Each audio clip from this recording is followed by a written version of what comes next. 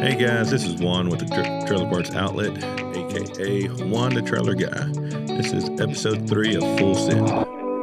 Let's get straight to the point. This what you do and what you don't do. No bullshit, sugarcoat when it comes to repairs and maintenance. Advice you can go to. Full Send, no edits, cause just go to Full Send, and we'll get you done right. Full Send, and we'll get you going right. Full Send, keep it going day and night. If this ain't just a podcast, we get it right and keep it tight. And today we're going to talk about how fucked up is fucked up. So, one of the biggest things we're all facing right now is COVID. And even though it's almost the end of 2021, we're still dealing with it. But it still affects us a lot in this industry. It's from shortages in parts to just staffing people. Incident I ran into was when one of my vendors had an issue with one of their people who was out for a couple weeks and nobody filled in their spot to proceed with our order.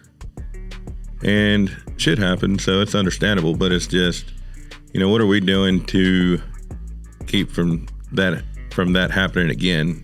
And that's one of the things we do here. And I want to say we're pretty good at it, but we learn from it. We learn from our mistakes, and we try to pick up quick. So if there's a shortage somewhere, staff-wise, what the fuck is going?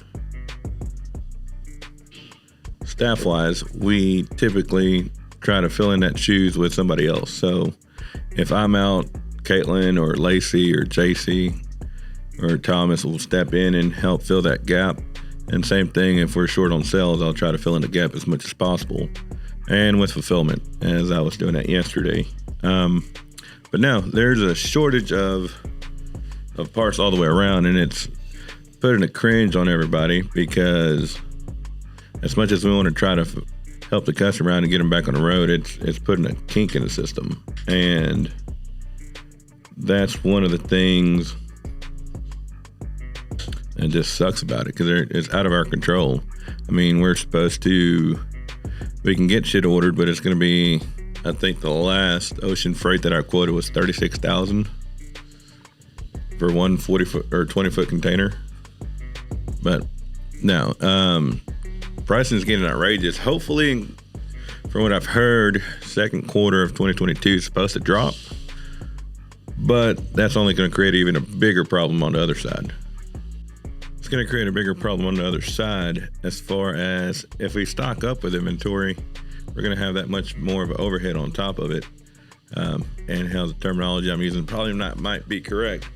But the shitty end of the deal is that we're purchasing said product right now for cost of A, and A is 40% higher than we normally pay. But if it drops like they're saying it's going to in second quarter, then your value of A is a lot higher than what you're going to be buying it for in the future.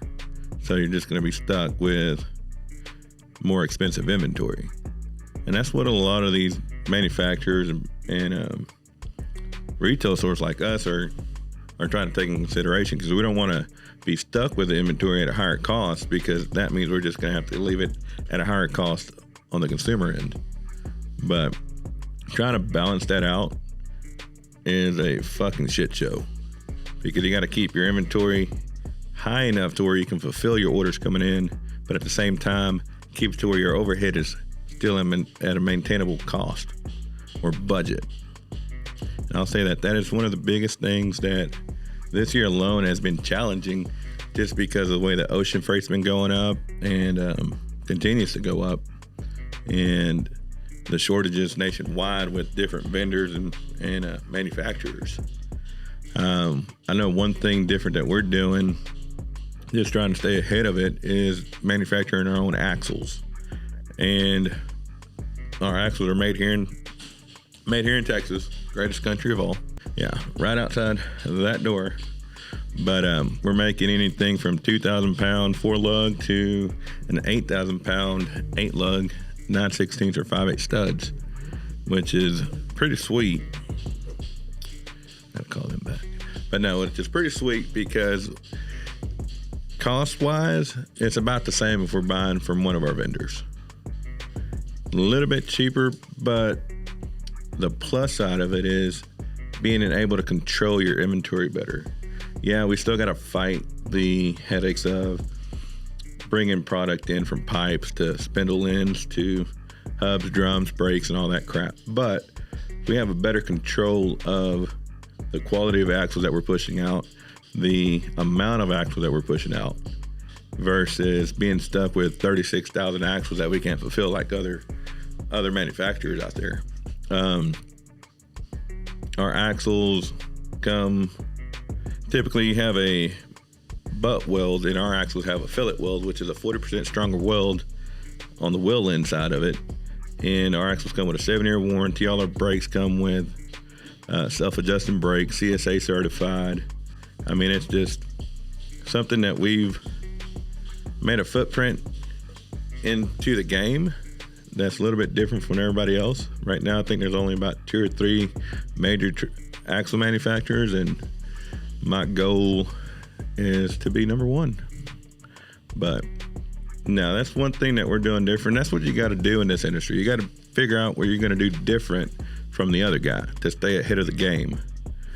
I mean, if you can get the advantage of being able to control your inventory a little bit better and have more control over it, that'll give you an ace up the sleeve going down the road trying to control your inventory and how much money you're putting out.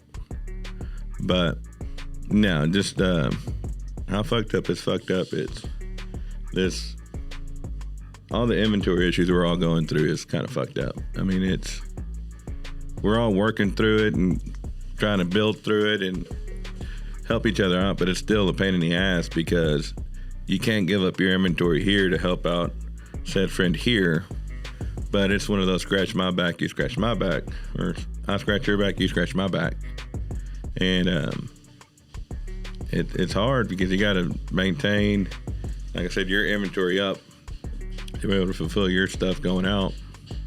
Some of the customers are understandable with situations and some are not too understanding, but we deal with those day by day. So it's one of those, comes with the territory.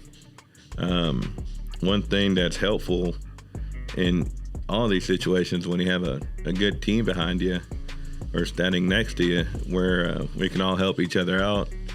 And just quick recap, like I said, COVID, all the issues with COVID, we've all felt it, still going through it. Some of them are even going to go through it in 2022. Hopefully that shit's over with. It goes back to, like I said in episode 2, and what I just said now a minute ago was having a great team behind you and standing with you while you're trying to go through all these phases and changes and trying to adapt to what's going on in the industry today, whether it's in this industry, in the trailer industry, in the automotive industry, and just in the industry, period, is having a great team, having a game plan, having,